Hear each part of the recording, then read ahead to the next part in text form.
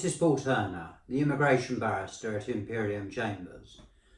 Preparation and properly instructed barristers often lead to more successful cases than ones that aren't. As a barrister, I have had some lovely clients in extremely well prepared cases.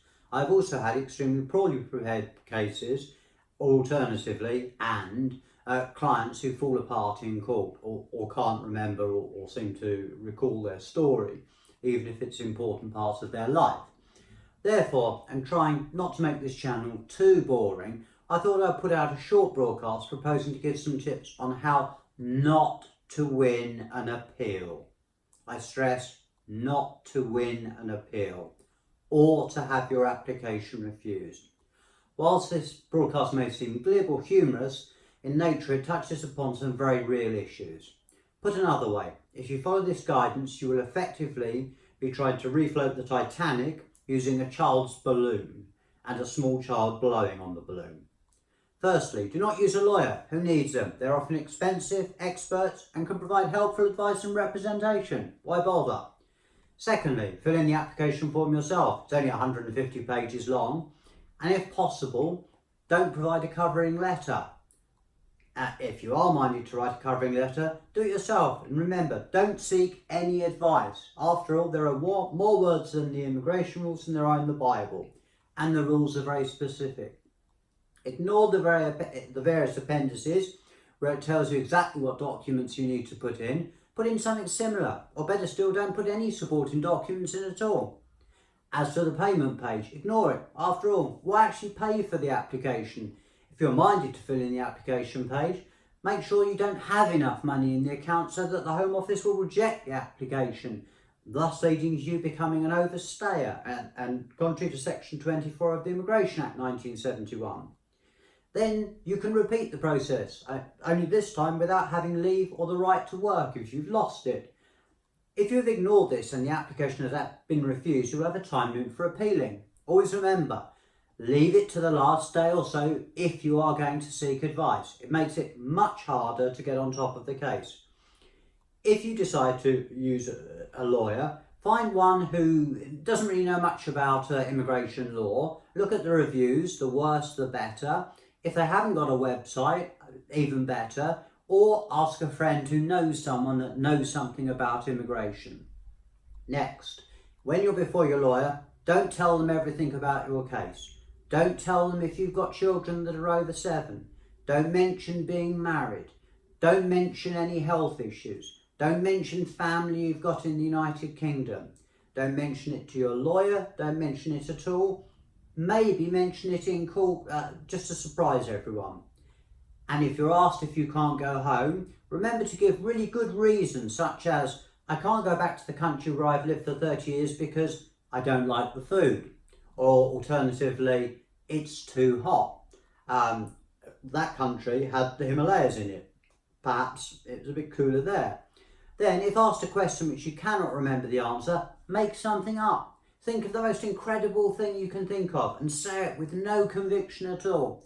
Again, I wish I could say I was joking, but a client asked me that in conference. And as a joke, I said, make something up. And then quickly corrected it and said, tell the truth. If you don't know the answer, say you don't know the answer. Oh, and if you have a witness in court and they're giving evidence loudly and you're sitting behind, whisper to them. Tell them what to say. Correct them. It always helps, especially if the judge can see you. And if your bail application is going badly and you think the judge isn't going to grant you bail, take off all your clothes in court, then see if they don't let you out. You think I'm joking? I've seen it happen. I wish I hadn't.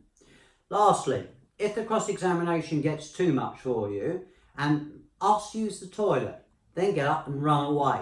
Work's a treat, every time.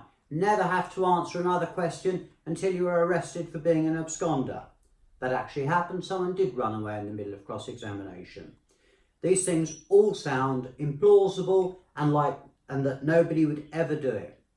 However, every single example I've given you is something that I've met, and there are far more tragic or comic answers that I've also heard. The short point is, immigration is complex. It's an area of law that is constantly changing and evolving.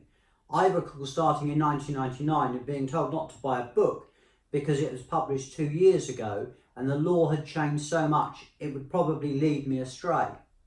The first thing I would say is find an immigration lawyer that you can work with. This is being serious. Go with the best you can find, the best you can afford, and one you feel comfortable with. Remember, to get it right and to give yourself the best chance of staying in the United Kingdom, tell them everything. The rules are tightened, so the more information that you can give your lawyer, the better. A properly made application, supported by the correct evidence and accompanied by a clear covering letter, can make all the difference, as does providing your lawyer with all the information you can. And when in court, talk clearly, look at the judge, speak loudly. If you can't remember, say you can't remember. No one's perfect. I hope you've enjoyed this broadcast. I set out aiming hopefully to raise a smile, but by the end it saddened me a little, as I've seen so many cases badly prepared or hampered by courts, by clients not helping themselves. The analogy I tend to use is teeth. They're fairly simple parts of the body, but you would not find many people fixing their own. Next, perhaps some more law or something, reflections on working as a barrister. Anyway, enough from me from now. If you have an immigration problem or case, please do not hesitate to contact me at ImperiumChambers on 0207 242 3488 or clerks@imperiumchambers.co.uk or at my website, theimmigration.barrister.co.uk. Thank you for watching Paul Turner, the Immigration Barrister at Imperium Chambers. If you have enjoyed this or any other broadcast, please continue to watch and subscribe to this channel on YouTube.